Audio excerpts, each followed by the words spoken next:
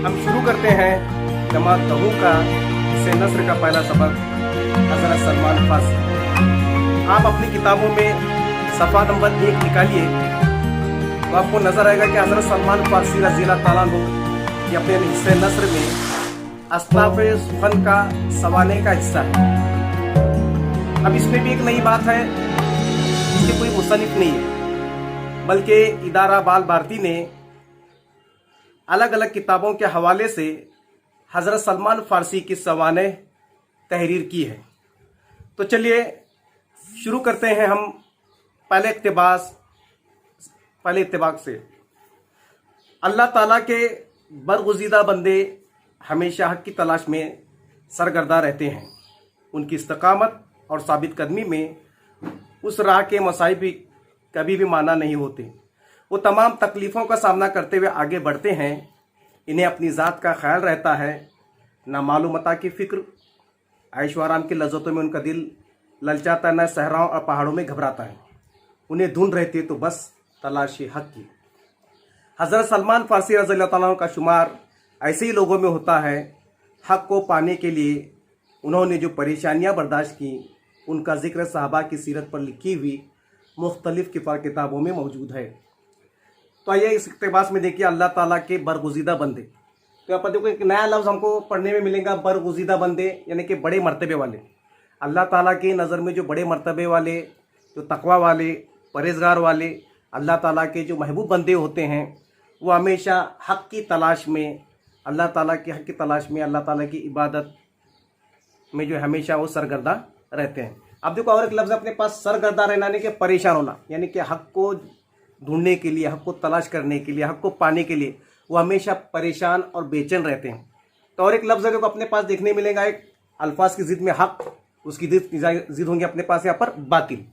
तो हक़ की ज़िद क्या है यहाँ पर? बातिल।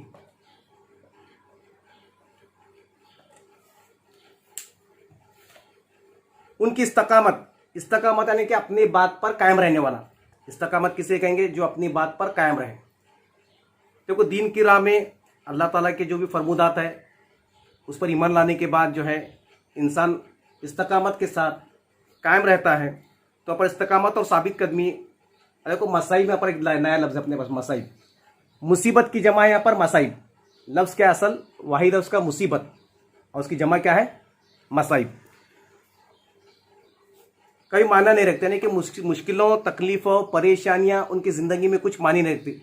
तो उनको जो तलाश होती है कि वह हक़ की, खुदाए बरहक़ की तलाश होती है, और उस तलाश में, उस राह में चलते वक्त उन पर आने वाली जितनी भी मुश्किलात, परेशानियाँ, मुसीबतें, वो सोबतें बर्दाश्त करते रहते हैं और अल्लाह ताला की इबादत और रियाज़त में अपने आप को मसरूफ़ रखते हैं। वो तमाम तकलीफ़ों का सामना करते हुए आगे बढ़ते रहते हैं। क्योंकि इस तमीदी इक़्तिबास में जो है यहाँ पर इदारे ने यहाँ पर बयान किया कि भाई हज़रत सलमान फारसी के हवाले से यहाँ पर जिक्र है, उन्हें अपनी बात का ख्याल रहता है कि माल व मता की फ़िक्र।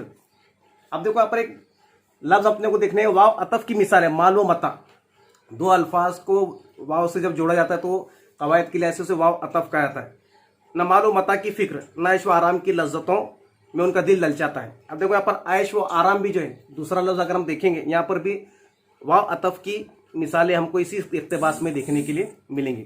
न उनको माल व मता की, न दौलत की फ़िक्र होती है, न ऐश व आराम की, बल्कि तकालीफ में उनकी ज़िंदगी बसर होती रहती है। न सहराओं पहाड़ों में घबराते हैं, न रेगिस्तान के उस सहराई इलाके में घबराते हैं, और पहाड़ के उन सुनसान इलाकों में उनका जी घबराता है। तो क्योंकि उनको पता है कि अल्लाह की मदद उनके साथ है। उन्हें धुन रहती है तो बस तलाश हक़ की। अब देखो यहाँ पर एक ज़ेर इजाफत का एक लफ्ज़ है, तलाश हक़। तो ज़ेर इजाफत का एक लफ्ज़ यहाँ पर आया। तो इसी इक़्तिबास में कवायद की बहुत सारी बातें भी जो हैं उसके हमको देखने में मिलेंगे कि तलाश हक़ भी यहाँ पर आया हुआ है। हज़रत सलमान फारसी का शुमार ऐसे ही लोगों में होता है। तो इन्हीं लोगों में जो मुसीबतें, तकालीफ, परेशानी और खुदा को तलाशने के लिए, राय हक़ के में जो तलाश करने के लिए हमेशा जो सरगर्दा रहते, उन्हीं लोगों में से एक है हज़रत सलमान फारसी। सोबतें बर्दाश्त की उन सहाबा का जिक्र पर सीरत में लिखे मुख्तलिफ किताबों में मौजूद है। देखो जैसे हयात उस सहाबा है और अलग अलग सहाबा पर जो है उनकी सवानें भी उर्दू ज़ुबान में तहरीर की गई हैं। अरबी ज़ुबान में भी आपको पढ़ने के लिए मिलेंगे, फ़ारसी ज़ुबान में भी आपको पढ़ने के लिए मिलेंगे कि भाई सहाबा पर बहुत सारी किताबें उनकी सीरत पर लिखी जा चुकी हैं। एक आसान सा सबक है अपना हज़रत सलमान फारसी। अब आएंगे हम दूसरे इक़्तिबास की तरफ। ईरान कदीम, अब देखो यहाँ पर भी जिद है, कदीम की जिद है यहाँ पर जदीद, कदीम की जिद क्या है यहाँ पर जदीद। ईरान कदीम ज़माने से इल्म हुनर का मरकज़ रहा है। ईरान एक ऐसा मुल्क है जो ज़माने कदीम से इल्म हुनर में आप देखेंगे नक्काशी के लिए, फ़न ख़त्ताती के लिए, अपनी इमारतों के लिए, अपने बादशाहों के लिए ईरान एक बहुत ही ज़माने कदीम से मशहूर शहर रहा। जिस तरह से अपने हिंदुस्तान में भी जैसे कालीन बनती, तो ईरान की भी अपने नक्श निगारी में जो है वो कालीन के नक्श निगारी में उनकी कालीन भी जो है पूरी दुनिया में उसकी मांग ये होती है। इंसानी तमद्दुन का सूरज अभी निस्फुन निहार, अब देखो लफ्ज़ है निस्फुन निहार, यानी कि आधा दिन भी न पहुँचा होगा कि वहाँ की तहजीब व माशरत के चर्चे आम होने लगे थे। तो ईरान की तहजीब आप देखेंगे वो सराय अरब के इलाके के दरमियान में दो बड़ी ताकतें थी, एक कसरा की और एक कैसर की। दो ताकतों के बीच में अरब का सहराई इलाका था और उसी कसरा की हुकूमत में जो है, उसी कसरा की हुकूमत में ईरान का जो इलाका आता था उसमें हज़रत सलमान फारसी जो है यहाँ पर ये पैदा हुए। मजूसियों, अब देखो मजूसी जो लफ्ज़ है, आतिश यहाँ पर कहता है मजूसियों पर है आतिश परस्त, जिसे कहा था पारसी लोग जो आग की पूजा करते, जो आग की परिस्थिति करते उसको मजूसी कहा जाता है, ने ज़ुरतुश्ती मज़हब को आम करने में कोई कसर उठा न रखी थी। ज़ुरतुश्त एक मज़हब है जो आतिश परस्तों का मज़हब था, उस मज़हब को आम करने के लिए, उस मज़हब की तबलीग करने के लिए, उस मज़हब को फैलाने के लिए कोई कसर उन्होंने बाकी नहीं रखी। क्योंकि ईरान का चर्चा देखो, ईरान का चर्चा पूरे ज़माने में था। ईरान बहुत ही उस ज़माने में खुशहाल मुल्कों में उसका शुमार होता था। दुनिया की अव्वलीन हुकूमत का काम वही अमल में आया।